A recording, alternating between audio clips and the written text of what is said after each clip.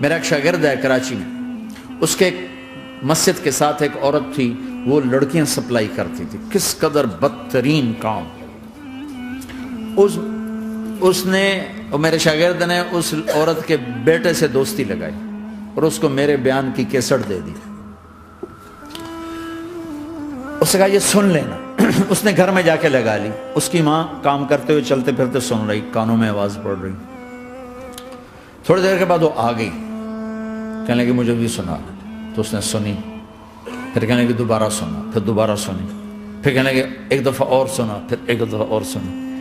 کہنے لگے یہ کون ہے؟ کہ پتہ نہیں کون ہے۔ کہ کس نے دی؟ کہ یہ مولوی صاحب جو مسجد کا، اس نے دی۔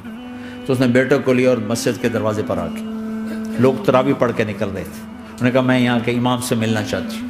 تو آ گیا، امجد نام ہے اس کا۔ کہا مولوی صاحب یہ کیسٹ آپ نے دی ہے؟ کہا جی۔ یہ کون ہے؟ کہ میرا استاد ہے۔ کیا نام ہے؟ طارق جمیل۔ کہا اس نے کہا ہے کہ جتنے بھی گناہ کرو توبہ کرو تو قبول ہو جاتی ہے، تو میری توبہ قبول ہو سکتی ہے؟ تمہیں تو پتہ میں کیا کرتی ہوں۔ کہاں یہ بھی توبہ تو سب کی قبول ہے۔ کہ اچھا پھر میں تمہیں گواہ بناتی ہوں، میری توبہ، میری توبہ۔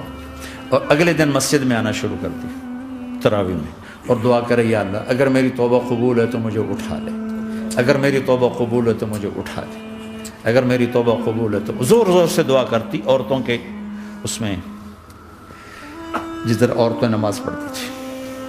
29 کی رات سجدے میں اللہ نے اس کو موت دے دی۔ ساری زندگی لڑکیاں سپلائی کی اور موت آئی رابعہ بصری جیسی۔ توبہ ایسی چیز، اے اللہ میری توبہ قبول ہے تو مجھے اٹھا لے۔ 29 کی رات سجدے میں اللہ نے اس کی روح کو قبض کیا۔ تو میرے بھائیو بہنوں، جتنا مجمع آپ موجود ہو، جتنا اس کے ذریعے سے سن رہا ہے، آج توبہ کر لو۔ پتہ نہیں نہ جانے بلا لے پیا کس گھڑی، پتہ نہیں رب کا بلاوا کب آ جائے، تو ہم توبہ کر لیں اور اپنے مالک کو راضی کر۔ تو نیت کرتے ہو میرے ساتھ؟ سارے کرتے ہو نا؟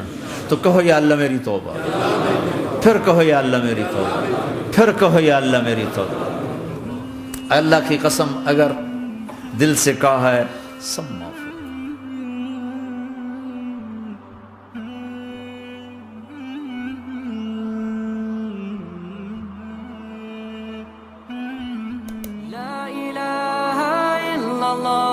محمد رسول الله عليه صلاة الله وآله والأحبة لا إله إلا الله محمد